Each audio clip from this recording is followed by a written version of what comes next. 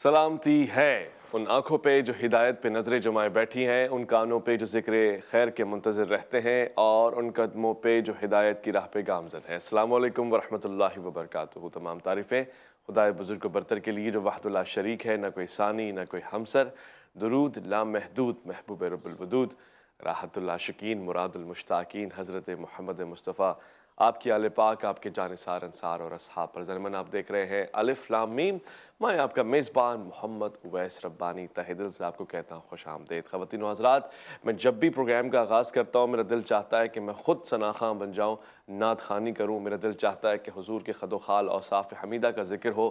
میں چاہتا ہوں کہ آپ کو شان پیغمبر اعلیٰ اور امام الانبیاء سناتا رہوں، پڑھتا رہوں، سناتا رہوں۔ مگر آج ہمارا موضوع ہے اور اس موضوع کی طرف ہم جائیں گے۔ عنوان بھی خاص ہے مگر وہ عنوان بھی نامکمل ہے کہ اگر میں یہ نہ بیان کروں کہ میرے اور آپ کے آقا فخر موجودات مقصود کائنات، جیسے کہ چھوٹا بچہ ہوتا ہے طفلی دور میں، جب وہ کوئی پہلا جملہ کہتا ہے ماں باپ خوش ہوتے ہیں۔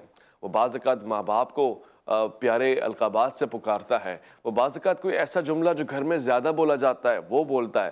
مگر حضور سید والا محمد مصطفیٰ صلی اللہ علیہ وآلہ وسلم گویا 8ویں مہینے میں جو پہلا جملہ نمایاں طور سے فرماتے ہیں وہ ہے اللہ اکبر، اللہ اکبر کبیرہ والحمدللہ کثیرہ وسبحان اللہ بکرۃ واصیلا۔ یہ کیا ثناخوانی ہے کہ جو محمد مصطفیٰ صلی اللہ علیہ وآلہ وسلم حضور سید والا اپنے رب کائنات کے لیے فرما رہے ہیں، یعنی آپ کی تسبیح بیان کر رہے ہیں، اور یہ ہے تسبیح بیان کرنے کا انداز، اور یہ ہے معرفت۔ اس وقت میں بھی آپ عبادت اور عابدوں میں اس طرح شمار ہو رہے ہیں۔ میں چاہتا ہوں کہ اب جب زندگی کے ان دوروں کی طرف ہم جائیں گے کہ جب حضور سید والا نماز پڑھیں، حضرت عباس فرماتے ہیں کہ ابھی اسلام کا اعلان نہ ہوا تھا، ابھی ظاہر اعلان نبوت کا وہ مقام نہ آیا تھا کہ مکے اور مدینے میں فضا گونجے اور آواز جائے، مگر یہ کہ چند لوگوں نے دیکھا کہ محمد عربی مصطفیٰ صلی اللہ علیہ وآلہ وسلم تشریف لائے، خیمے سے باہر کھڑے ہوئے، اور ان کے ساتھ ایک نوجوان ہے، اور اس نوجوان ہی کے ساتھ ان کی ایک خاتون ہے۔ لہٰذا پوچھا گیا کہ عباس یہ کیا ماجرا ہے، ایک خاص وقت میں یہ لوگ کیا کرتے ہیں؟ فرمایا یہ مغرب کی نماز ہو رہی ہے اور حضور سید والا امامت فرما رہے ہیں، حضرت علی پیچھے کھڑے ہوئے ہیں اور ام المومنین ساتھ ہیں، یعنی یہ عبادت کے طریقے ہیں، نماز ہو رہی ہے۔ نماز کیا ہے؟ نماز کو جو سب سے پہلے دیکھا گیا وہ دیکھنے والا کیا بیان کرتا ہے، سیکھنے والا کس طرح سے سیکھتا ہے، اس عبادت کے اندر کیا راز موجود ہیں، حضور سید والا کی نماز کیسی ہے، اور حضور سید والا کی نماز سے ہمیں کیا سبق ملتا ہے۔ یہی فرمایا گیا نا کہ مجھے جیسا نماز پڑھتا ہوا دیکھو ویسے نماز پڑھو، جیسے میں نماز پڑھتا ہوں ویسے نماز پڑھو۔ یہ تو بات کے مراحل ہیں، مگر پہلے تو ہم یہ بھی سمجھنا چاہیں گے کہ نماز سے ملتا کیا ہے، نماز سے حاصل کیا ہے، نماز کی وجہ کیا ہے، اور اس کے حکم کو ہم کس طرح سے بجا لا سکتے ہیں، کیونکہ ہم اس بات سے بطور خاص آشنا ہے کہ ابلیس نے ایک مرتبہ سجدے سے انکار کیا اور وہ رند درگاہ ہو گیا۔ ہمارے لیے نماز کا حکم کم سے کم دن میں 5 دفعہ ہے، یعنی یہ فرض نمازوں کی بات ہو رہی ہے۔ ابھی تو نوافل بھی ہیں، ابھی تو تہجد کی نماز بھی ہے، ابھی تو وہ سنتیں بھی ہیں کہ جن کو پڑھ کے ہم اللہ رب العزت کی بارگاہ میں مقام و مرتبہ پاتے ہیں۔ مصلی بنا ہی امت محمد مصطفیٰ صلی اللہ علیہ وآلہ وسلم کے لیے ہے، بلکہ پوری زمین کو مصلی بنا دیا گیا ہے۔ لہٰذا اب نماز کا مرتبہ اور مقام اور معرفت ہمیں حاصل ہونی چاہیے۔ آج کے اس پروگرام میں سب سے پہلے دعوت دینا چاہتا ہوں اور دعوت خطاب دوں گا ہمارے عزیز مہمان کو۔ گفتگو کا ایک سلیقہ رکھتے ہیں اور خاص طور سے اپنی مساجد میں مدارس میں نماز اور عبادات کے اوپر توجہ دلاتے رہتے ہیں۔ آج بھی مجھے میرے موضوع سے قریب فرمائیں گے مفتی نوید عباسی صاحب۔ السلام علیکم ورحمۃ اللہ۔ وعلیکم السلام ورحمۃ اللہ وبرکاتہ۔ گفتگو کا آغاز اس خوبصورت سی بزم کو ہم مزید برونق کریں گے جب یہاں پہ نعت سنی جائے گی، نعت پڑھی جائے گی، اور بات چونکہ نماز کی ہو رہی ہے، عبادات کی ہو رہی ہے، میں یہ ضرور بیان کرنا چاہتا ہوں کہ آپ کے اس طور طریقے کو ہر کس و ناقص نے اپنانا ہے، اور یہ خاصہ ہے۔ میں آج اس خوبصورت سی بزم میں خوش آمدید کرنا چاہتا ہوں پاکستان کے مشہور و معروف ثنا خواں، بلکہ عالمی طور سے جانے اور پہچانے والے، اس ثنا خوانی کے سلسلے کو آگے بڑھانے والے جناب حافظ گورانا صاحب۔ السلام علیکم ورحمۃ اللہ۔ وعلیکم السلام ورحمۃ اللہ۔ مفتی نوید عباسی صاحب، ہم آج جاننا چاہیں گے کہ نماز ہے کہ اصل میں کیا اس سے پہلے بھی نماز پڑھی جاتی تھی؟ کیا انبیاء علیہ السلام اس سے قبل نماز کا حکم دے چکے ہیں؟ کیا خود آپ بھی اپنی زندگانی میں نماز جیسی عبادت کو پورا فرمایا کرتے تھے؟ اس سے کیا مراد بھی ہے؟ بسم اللہ الرحمن الرحیم۔ دیکھیے، نماز جتنی انسانی تاریخ پرانی ہے، بلکہ انسانوں سے پہلے جب سے اللہ نے مخلوقات کو پیدا کیا ہے تو اللہ رب العالمین کی عبادت کا سلسلہ اس وقت سے ہے۔ ملائک بھی عبادت کرتے، جنات بھی عبادت کرتے ہیں، انسان بھی عبادت کرتے ہیں۔ تو جو نماز ہے یہ بنیادی طور پر اللہ کی عبادت ہے۔ نماز کو عربی زبان میں صلاۃ کہتے ہیں، اور صلاۃ کے معنی درود کے بھی ہیں، اور صلاۃ کے معنی دعا کے بھی ہیں، صلاۃ کے معنی نماز کے بھی ہیں۔ تو چونکہ آپ نماز ہی کے متعلق آج بات کر رہے ہیں، تو قرآن مجید فرقان حمید نے ہمیں یہ بات ارشاد فرمائی ہے کہ وَأَقِيمُوا الصَّلَاةَ، نماز کو قائم کرو۔ وَيُقِيمُونَ الصَّلَاةَ، وہ نماز کو قائم کرتے ہیں، وَمِمَّا رَزَقْنَاهُمْ يُنْفِقُونَ، اللہ کے دیے ہوئے رزق میں سے خرچ کرتے ہیں۔ اسی طریقے سے آپ قرآن مجید فرقان حمید کو دیکھیں تو وَارْكَعُوا مَعَ الرَّاكِعِينَ، رکوع کرنے والوں کے ساتھ رکوع کرو۔ یہ ساری باتیں قرآن مجید فرقان حمید ہمیں بتا رہا ہے نماز کے حوالے سے۔ نبی اکرم صلی اللہ علیہ وآلہ وصحبہ وبارک وسلم نے نماز کی بابت بہت زیادہ زور دے کر فرمایا کہ نماز کو قائم کرو، نماز کو ہر حال میں ادا کرو۔ صحابہ اکرام رضوان اللہ تعالی علیہ مجمعین کو تعلیم فرمائی۔ دیکھیے جو نمازوں کی فرضیت ہے، یہ فرضیت تو واقعہ معراج کے باب میں ہوتی ہے، اور اس سے پہلے جیسے آپ نے سوال کیا ہر نبی کے دور میں نماز کا سلسلہ ہے، وہ مخصوص وقت میں عبادت کرتے ہیں۔ فرق کیا ہے؟ فرق یہ ہے کہ پہلے نبیوں میں اور میرے اور آپ کے نبی میں فرق یہ ہے کہ ان کے لیے ایک جگہ مخصوص ہوتی تھی کہ اس جگہ پر آ کر انہوں نے وہ عبادت کرنی ہے، لیکن امت مصطفیٰ کے لیے سہولت یہ ہے کہ کل کائنات کو اللہ نے نبی علیہ السلام کی امت کے لیے مسجد بنا دیا۔ ہم یہاں بیٹھ کر بھی نماز پڑھ سکتے ہیں، یہاں کھڑے ہو کر بھی، اور کسی جگہ پر بھی، اور مسجد میں پڑھیں گے تو زیادہ ثواب ہے۔ اور نماز دیکھیے کیا چیز ہے، ان الصلاۃ تنہی عن الفحشاء والمنکر۔ آج جس دور میں اور آپ جی رہے ہیں، بے حیائی، فحاشی، عریانی، رشوت خوری، دو نمبری، یعنی چاروں طرف ہے۔ تو ہم گناہوں کے اس جنگل میں ہیں، اور گناہوں کے اس جنگل میں رہ کر اگر ہم اپنا دامن بچانا چاہتے ہیں تو پھر ہمیں نماز سے قریب ہونا پڑے گا، ہمیں نماز کو قائم کرنا پڑے گا۔ کیوں؟ کیونکہ نماز ہمیں بے حیائی سے، فحاشی سے، عریانی سے، گناہ سے بچاتی ہے۔ اور پھر نماز یہ نہیں ہے کہ ہم نے ہر وقت پڑھنی ہے، بلکہ قرآن مجید فرقان حمید نے یہ بات ارشاد فرمائی ہے کتابا موقوتا، کہ نماز جو ہے نا وہ اوقات مقررہ پر فرض کی گئی ہے، اور اس کے اوقات ہیں، یہ فرض نمازوں کی بات ہو رہی ہے۔ اس کے علاوہ آپ نوافل کی کثرت کریں، آپ جو ہے وہ تہجد میں پوری پوری رات اٹھ کر عبادت کریں، اس میں ممانعت نہیں ہے، لیکن اپنے نفس کا خیال رکھنے کا حکم دیا گیا ہے۔ عبادت اللہ کی ہم نے کرنی ہے، یہ اللہ کا حق ہے، اللہ کے سامنے ہم نے جھکنا ہے۔ آج بھائی اویس ربانی صاحب جو ذلت ہمارا مقدر بن رہی ہے کہ ہم نے اللہ سے لو لگانے کے بجائے اوروں سے مانگنا شروع کر دیا ہے۔ حضرت مولا کائنات علی المرتضیٰ کرم اللہ وجہ الکریم فرماتے ہیں کہ مجھے جب رب سے ہم کلام ہونا ہوتا ہے نا تو میں نماز کو پڑھتا ہوں۔ ظاہر ہے فرائض کی ادائیگی تو تصور بھی نہیں ہے نا کہ صحابہ کرام اور خاص طور پر مولا علی کرم اللہ وجہ الکریم چھوڑیں گے، وہ فرض اپنی جگہ پر ہے، یعنی اضافی طور پر رات کی تاریکی میں جب لوگ سو رہے ہیں تو حضرت علی کرم اللہ وجہ الکریم اللہ سے ہم کلام ہے۔ خود نبی رحمت صلی اللہ علیہ وآلہ وسلم قرآن مجید فرقان حمید نے کہا کہ اس قدر جو ہے نا وہ اللہ کی عبادت کر رہے ہیں کہ اللہ قرآن میں ارشاد فرماتا ہے کہ آپ کم عبادت کریں، تھوڑی عبادت کریں۔ اور اسی طریقے سے آپ دیکھیے ام المومنین سیدہ طیبہ طاہرہ حضرت عائشہ صدیقہ رضی اللہ تعالی عنہ بیان فرماتی ہیں کہ نبی علیہ السلام رات کے وقت میں کبھی گھر میں عبادت کرتے، میں دیکھتی کہ حضور مجھے نہ اٹھاتے، مجھے تک آج اگر بڑے بڑے نیک لوگ ہوتے ہیں وہ اپنی بیوی کو بھی اٹھا دیتے ہیں رات کو، کہ عورتیں دن میں کام کرتی ہیں اور یہ اضافی عبادت ہے۔ تو نبی علیہ السلام حضرت ام المومنین کہتی ہیں مجھے نہ اٹھاتے، اور میں دیکھتی کہ حضور علیہ السلام نوافل کی ادائیگی میں یعنی نماز میں لگے ہوئے ہیں۔ اور پھر نبی علیہ السلام کبھی کبھی مسجد میں تشریف لے جاتے، کبھی نبی علیہ السلام جنت البقیع میں چلے جاتے اور وہاں جا کر عبادت کرتے، وہاں جا کر رب کی نماز قائم کرتے۔ تو آج ایک ہے نماز کا پڑھنا، نماز پڑھتے تو سب ہیں، نماز کا قائم کرنا وہی کیا یہ دیگر چیز ہے. اور حکم اسی بات کا کہ نماز قائم کی جائے نماز کو قائم اور کرنا. بارہا، یعنی ایک تو یہ ہے کہ جو معاشرہ ہے وہ نماز کے قیام کے لیے خود قائم ہو جائے، اور قیام جب نماز کا ہوگا تو معاشرے میں عدل و انصاف بھی آئے گا، پھر پیغام بھی جائے گا، اور پھر اس میں ایک تو اجتماعیت بھی ہے، یعنی ایک انفرادی نماز کا سلسلہ ہے. پھر اس کے بعد ہم آگے سوال پوچھیں گے کہ جی یہ جمعے کی نماز اور مثلاً پنجگانہ باجماعت نمازیں، ان سے کیا حاصل ہوتا ہے؟ ایک مختصر سا وقفہ ہے، الف لام میم میں آپ کا انتظار رہے گا.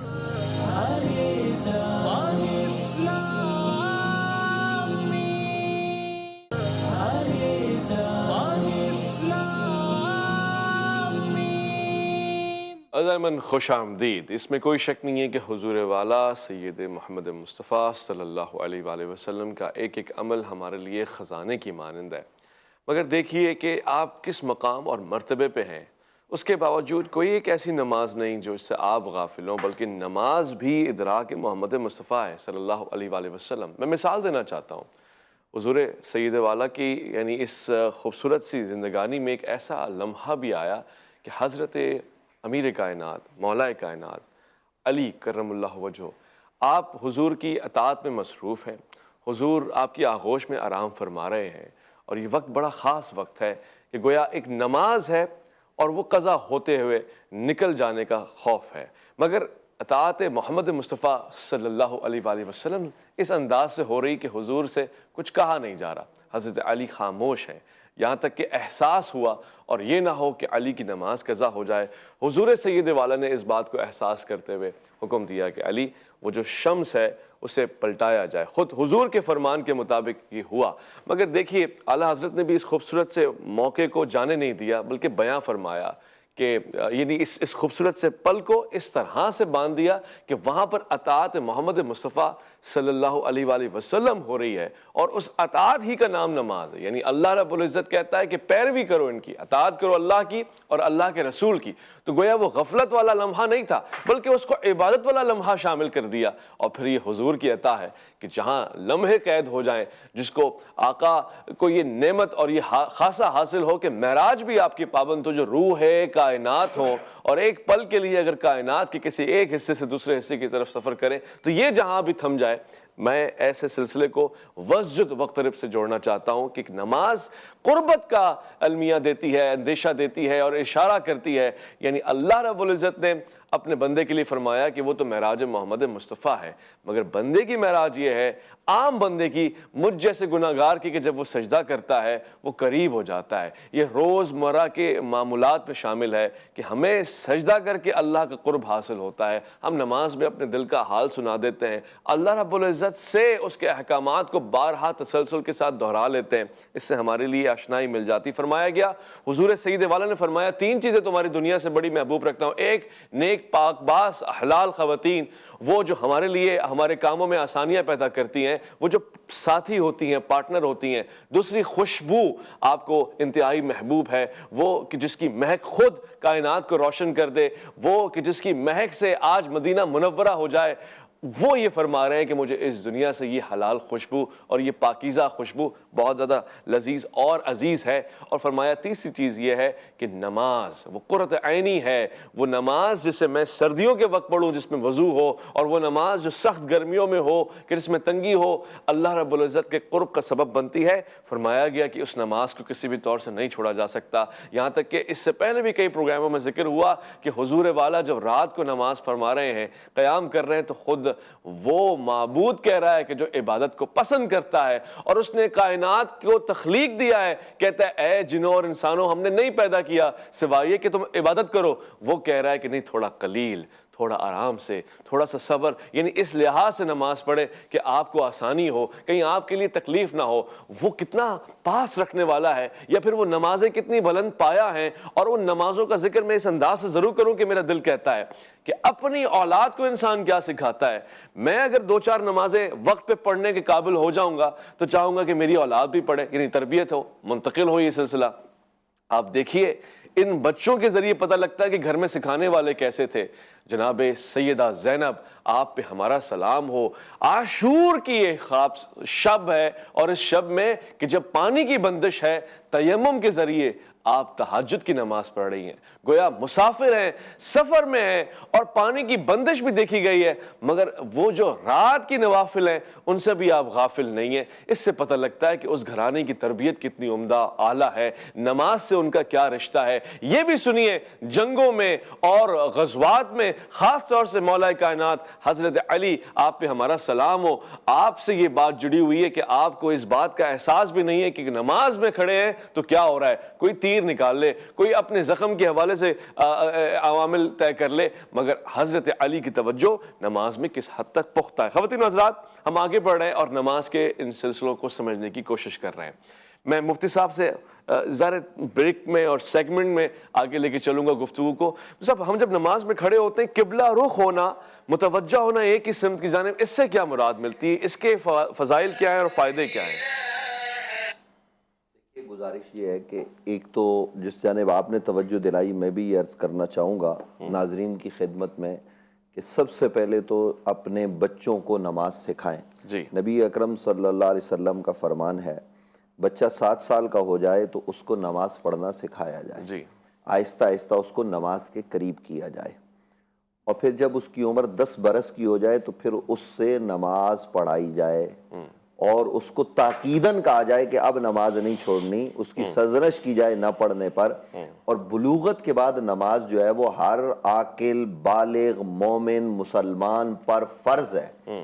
دیکھیے، نماز کی فرضیت جو ہے وہ ہر عاقل بالغ جو ہے نا وہ مسلمان پر فرض ہے، غلاموں پر بھی فرض ہے، سب پر فرض ہے۔ اور پھر اس کے کچھ جو ہے وہ مدارج ہیں، جماعت اور یہ تمام تر چیزیں۔ یہ جو سمت کے تعین کی آپ نے بات کی ہے، دیکھیے ہمارا یہ نظریہ ہے کہ کعبے میں خدا نہیں رہتا، وہ ایک نشان ہے، وہ توجہ کا مرکز ہے، اور اس کی جانب توجہ کرنے کا حکم دیا گیا۔ کیوں؟ قرآن مجید فرقان حمید نے یہ بات ہمیں ارشاد فرمائی ہے کہ اس روئے زمین پر جو پہلا گھر ہے، وضع للناس للذی ببکۃ مبارکہ، وہ برکت والا گھر جو انسانوں کے لیے بنایا گیا ہے وہ کعبۃ اللہ ہے۔ تو اس پر توجہ کو قائم رکھنے کے لیے، یعنی یہ بھی اللہ کا ایک حکم ہے، اور یہ بھی ایسی بات نہیں ہے، اس میں بھی آپ ذرا غور کیجئے، دیکھیے گا تو آپ کو یہ پتہ چلے گا کہ کعبے کی طرف جو ہم منہ کرتے ہیں یہ بھی بنیادی طور پر اطاعت مصطفیٰ ہے، اور اطاعت مصطفیٰ در حقیقت اطاعت خدا ہے۔ آپ دیکھیے کہ نبی اکرم صلی اللہ علیہ وسلم جب مکہ مکرمہ میں تھے تو کعبے میں ہی عبادت ہوتی تھی، ظاہر توجہ کعبے کی طرف ہوتی تھی، اور جب مدینہ طیبہ تشریف لائے تو نبی اکرم صلی اللہ علیہ وسلم نے کچھ دن بیت المقدس کی طرف منہ کر کے نماز پڑھی، اور وہ بیت المقدس جو آج کسی اور کے جو ہے نا وہ وہاں پر مظالم کا مرکز بنا ہوا ہے، مسلمان حکمرانوں کو اللہ توفیق دے کہ ہم بیت المقدس کو پھر سے لیں، تو بیت المقدس توجہ کا مرکز رہا۔ اور پھر نبی اکرم صلی اللہ علیہ وسلم کے خیال میں اور دل میں یہ بات آئی کہ بیت المقدس مرکز نہ ہو بلکہ کعبۃ اللہ بن جائے، تو اللہ کے حبیب حالت نماز میں، اور حالت نماز میں اللہ رب العالمین قرآن مجید فرقان حمید میں ارشاد فرما رہا ہے کہ یہ جو آپ سر اٹھا کر دیکھ رہے ہیں، یہ اٹھا ہوا سر میں مجھے نظر آ رہا ہے، اور پھر حکم ہوتا ہے کہ آپ جو ہے وہ قد نرا تقلب وجہک فی السماء، آپ کا یہ جو چہرہ آسمان کی طرف اٹھنا ہے یہ ہم دیکھ رہے ہیں، فلنولینک قبلۃ ترضاها، ان قریب ہم اس کو قبلہ بنا دیں گے، ان قریب ہم اس کو توجہ کا مرکز بنا دیں گے جس طرف آپ کی رضا ہوگی۔ یہ قبلتاً نکرہ ہے، اور نکرے کے بعد جملہ یا شبہ جملہ ناویوں کے ہاں یہ مرکب توصیفی ہوتا ہے۔ مطلب کیا؟ مطلب یہ کہ یہ تو نبی علیہ السلام نے توجہ کی، آسمان کی طرف منہ اٹھا کر دیکھا، چہرہ اٹھا کے دیکھا۔ حضور ہمارا نظریہ تو یہ ہے جس جگہ ٹھوکر مار کر کہہ دیں کہ اللہ اس کو قبلہ بنا دے، اللہ اس جگہ کو قبلہ بنا دے گا۔ تو یہ بنیادی طور پر صحابہ کا امتحان تھا کہ حالت نماز میں 2 رکعتیں بیت المقدس اور 2 بالکل متضاد سمت کعبۃ اللہ کی طرف ہوئی۔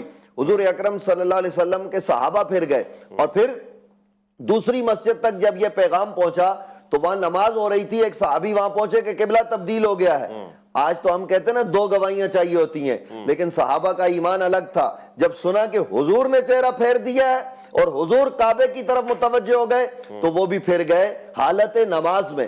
یہ بنیادی طور پر اطاعت مصطفیٰ ہے۔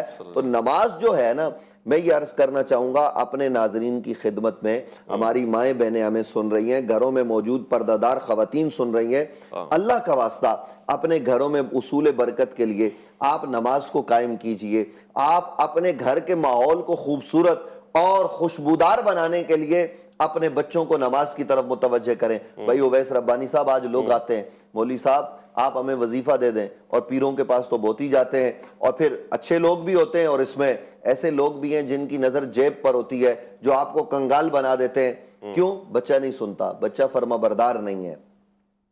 وظیفے چھوڑیے، سب سے بڑا وظیفہ نبی علیہ السلام نے دے دیا، اللہ کے قرآن نے دے دیا، وہ نماز ہے۔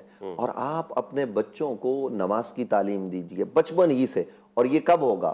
یہ آپ کے کہنے سے نہیں ہوگا، یہ آپ کے عمل سے ہوگا۔ آپ نے کئی دفعہ دیکھا ہوگا کہ آج کل تو ویڈیوز بھی آ جاتی ہیں کہ اگر باپ نماز پڑھ رہا ہے نا گھر میں، یا ماں پڑھ رہی ہے، اس لیے ایک اور بات توجہ طلب، آج ہمارے معاشرے میں یہ بھی جو ہے نا وہ بڑا عجیب سلسلہ ہے، جی ساری نماز ہم نے مسجد میں پڑھنی ہے۔ اللہ کے حضور نے تو یہ نہیں فرمایا، اللہ کے نبی نے فرمایا نماز مسجد میں پڑھو اور اپنے گھروں کو ویران نہ کرو، گھر میں بھی نماز پڑھو۔ مطلب کیا کہ آپ سنت وغیرہ اپنے گھر میں پڑھو تاکہ تمہارا گھر وہ عبادت کا مرکز نظر آئے۔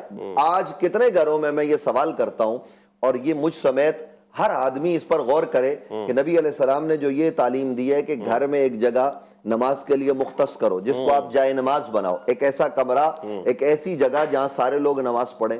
میں یہ پوچھتا ہوں جب گھر بنتے ہیں تو کتنے گھروں میں اویس ربانی صاحب ہماری قوم گھر بناتے وقت، یا یہ جو بڑے بڑے فلیٹ بناتے ہیں، یہ جو بڑی بڑی ہاؤسنگ سوسائٹی بنتی ہیں، لوگوں کو بیچتے ہیں، یہ بھی، اور بشمول ہم سب کے جو خود گھر بناتے ہیں، ہم اپنے گھر میں کوئی ایسی جگہ کچن بنتا ہے، آج کل واش روم جو گھر کے اندر پہلے زمانے میں نہیں ہوتا تھا، اب مجبوری ہے، یہ سب چیزیں گھروں میں ہوتی ہیں۔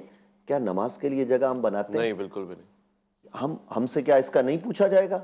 یہ توجہ طلب اور غور طلب بات ہے کہ جب ہم نماز کی بات کرتے ہیں، نماز ہمیں بے حیائی سے، فحاشی سے، برے کاموں سے روکتی ہے، یقیناً روکتی ہے۔ اور ابھی آپ نے جس طرف جانب اشارہ کیا، اللہ کا قرآن کیا کہتا ہے؟ وَمَا خَلَقْتُ الْجِنَّ وَالْإِنسَ إِلَّا لِيَعْبُدُونَ۔ ہمارا مقصد کھانا پینا نہیں ہے، ہمارا مقصد یہ زندگی کے دن جو ہے نا وہ لاؤ لاب میں گزارنا نہیں ہے۔ اللہ کہتا ہے میں نے جنوں اور انسانوں کو پیدا کیا ہے صرف اور صرف اپنی عبادت کے لیے۔ تو عبادت کی معراج کیا ہے؟ الصلاۃ معراج المومنین۔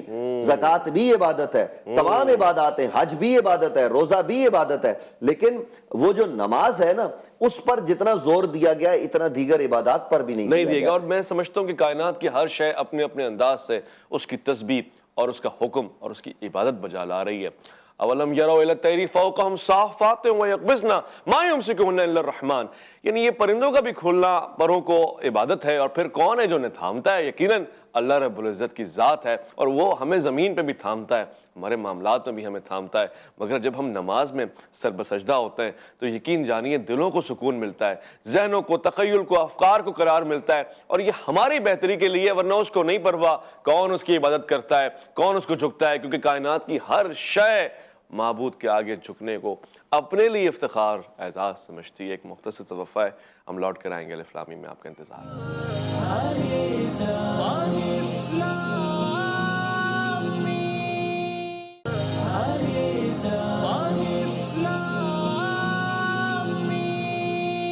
کوئی کہتا ہے کہ کعبے میں خدا رہتا ہے، کوئی کہتا ہے کہ سر عرش علا رہتا ہے۔ ہم فقیروں کا عقیدہ ہے کہ خدا اپنے محبوب کے جلووں میں چھپا رہتا ہے۔ یعنی جب آپ حضور سید کونین محمد مصطفیٰ صلی اللہ علیہ وآلہ وسلم کا ذکر ہی کرتے ہیں تو خدا یاد آتا ہے۔ اور پھر دیکھیے نماز کتنی بڑی عبادت ہے، مگر یہ ہو نہیں سکتا کہ نماز میں بھی آقا علیہ السلام اور آپ کی آل پر درود نہ بھیجا جائے۔ یہ ممکن ہی نہیں ہے، ہماری عبادتیں کامل ہی نہیں ہوتی کہ جب تک ہم حضور فخر کونین، فخر موجودات کے اوپر سلام نہ بھیجیں۔ ہمارا تو صلاۃ السلام کا سلسلہ ہی ہماری زندگی ہے۔ ایک مسلمان کے لیے ہے کیا، ہم صلاۃ السلام ہی کے لیے پوری زندگی گزارتے ہیں، اور ہمارا پیدا ہونے کا مقصد یہ ہے کہ ہم اپنے آقا کے اوپر ناز کر سکیں، سلام عقیدت بھیج سکیں اپنے عمل سے، گفتار سے، کردار سے۔ اور یہی سلسلہ میں چاہتا ہوں کہ آگے بڑھے، خواتین و حضرات، آج اس پورے پروگرام میں ہم نے خاص طور سے جس کو بنیاد بنایا، میں سمجھتا ہوں کہ اگر 50-100 ایپیسوڈز بھی کیے جائیں نماز کے اوپر تو کم ہے۔ ابھی تو ہم نے خالی قبلہ رخ ہونے کی طرف بات کی تھی، یعنی ہم نے آغاز کا ذکر کیا، اور دیکھیے یہیں سے فضائل محمد مصطفیٰ صلی اللہ علیہ وآلہ وسلم خود بخود بیان ہونا شروع ہو گئے، کیونکہ قبلہ حضور کی مرضی کا، نماز حضور کی مرضی کی، عبادتیں حضور کی مرضی کی، حضور جو کر رہے ہیں وہ عبادت ہے۔ مجھے ایک ایسی آیت نہیں آپ دکھا سکتے کہ جو آئی ہو اور یعنی عبادت کے سلسلے میں اس کے بعد اللہ کے رسول نے عبادت شروع کی ہو، نہیں، بلکہ حضور عبادت فرما رہے ہیں اور پھر قرآن کہہ رہا ہے کہ یہ ہے نا عبادت سب مسلمانوں کے لیے ہونی چاہیے، یہ نماز ہے نا جو حضور پڑھتے ہیں سب پڑھیں، یہی انداز ہے۔ اور حضور کا طریقہ بھی اتنا عمدہ، اتنا اعلیٰ ہے، میں سوچتا ہوں کہ وہ نماز کتنی پیکر کامل نماز ہوگی کہ جس میں تلاوت قاری اور حضور محمد مصطفیٰ صلی اللہ علیہ وآلہ وسلم ہے، وہ تلاوت کتنی عمدہ ہوگی، وہ قیام کتنا پختہ ہوگا، اور وہ توجہ کتنی خاص ہوگی، اور سب سے بڑھ کے یہ بھی بات جانے رکھیے گا کہ کتنے خوش قسمت لوگ ہوں گے کہ جن کو ہم صحابہ کہتے ہیں، ہمارا سلام ہو ان پہ، کہ جن کو پیش امام آقا نامدار ملے، امام الانبیاء ملے، اور وہ ان کے پیچھے کھڑے ہو کے اپنی نمازیں پڑھ رہے ہیں، اور ساتھ ساتھ پھر قربان جاؤں ان شہ سواروں کے اوپر، حسنین کریمین کے اوپر، کہ جو نماز کے عالم میں حضور سید والا محمد مصطفیٰ صلی اللہ علیہ وآلہ وسلم کے کاندھوں پہ سوار ہو رہے ہیں، وہ جو عابد ہے اور وہ جس کی نمازوں کا ذکر قرآن کر رہا ہے، وہ جو کہہ رہا ہے کہ تھوڑا کم بڑھو، تھوڑا آہستہ، وہ آج نماز میں تسبیحات کو، سجدے میں تسبیحات کو بڑھائے، کیونکہ حسنین کریمین اور حسین آپ پہ ہمارا سلام ہو، حسن آپ پہ ہمارا سلام ہو، آپ کاندھوں پہ سوار ہیں۔ انہیں فکر یہ ہے کہ کہیں یہ کاندھوں سے گر نہ جائیں، انہیں فکر یہ ہے کہ کہیں انہیں زحمت نہ ہو، انہیں فکر یہ ہے کہ اگر ان کی آنکھوں میں آنسو آئے تو محمد مصطفیٰ صلی اللہ علیہ وآلہ وسلم کی آنکھیں غمزدہ ہو جائیں گی۔ خواتین و حضرات، اسی لیے حسین نے کربلا میں نماز قائم کی، اور ایسی نماز کہ تاریخ یاد کرے، ایسی نماز کہ جس کے لیے کسی بھی شخص کو یہ شک نہ کرنا پڑے کہ وضو ہے یا نہیں ہے، بلکہ وہ یہ دیکھے کہ کائنات کو معطر آپ کی نماز اور آپ کا خلوص کر رہا ہے۔ دیکھیے گا، میں کربلا پہ نگاہیں جمائے رکھتا ہوں، اور دیکھیے گا اس سجدے کو کہ جس سجدے میں خلوص بھی ہے، محبت بھی ہے، پیار بھی ہے، اور توحید کا ذکر بھی ہے، اور پھر وہ سجدہ کہ جو سرے نوک نظر پہ بلند ہوتا ہے، ام حسبت ان اصحاب الکہف والرقیم کانوا من آیاتنا عجبا۔ سبحان اللہ۔ میں چاہتا ہوں حافظ گورانا صاحب، جو میرے سینے میں تھا، جو میرے دل میں تھا، جو جتنی صلاحیت میرے جگر میں تھی، نماز کے حوالے سے مختصراً جب میں لکھ دوں اور یہ کافی ہو جائے کہ حضور سید والا کی محبوب ترین شے ہے، اس لیے آقا کی محبوب ترین آل نے، آقا کے محبوب ترین اصحاب نے نماز کو باندھے رکھا، نماز سے بندھے رہے ہیں۔ میں اس درخواست کے ساتھ کہ آج بھی یہ سلسلہ اسی طرح سے بڑھے گا کہ تبلیغ ہوگی نماز کی، اور آپ کسی بھی طور سے نماز کو نہیں چھوڑیں گے، کیسی بھی صورتحال کو۔ سلام ہے ان فلسطینیوں کو کہ جو گرتے ہوئے بموں میں مساجد جن کے مینار ڈھا دیے گئے ہیں، گنبدوں کے اوپر بارود برسائے جا رہے ہیں، مگر وہ نماز کو نہیں چھوڑے۔ اس دعا میں ان کو آپ شریک رکھیں گے اور نماز کو نہیں چھوڑیں گے۔ حافظ گورانا صاحب کے حوالے کرتا ہوں کہ وہ اختتامی کلام پڑھیں۔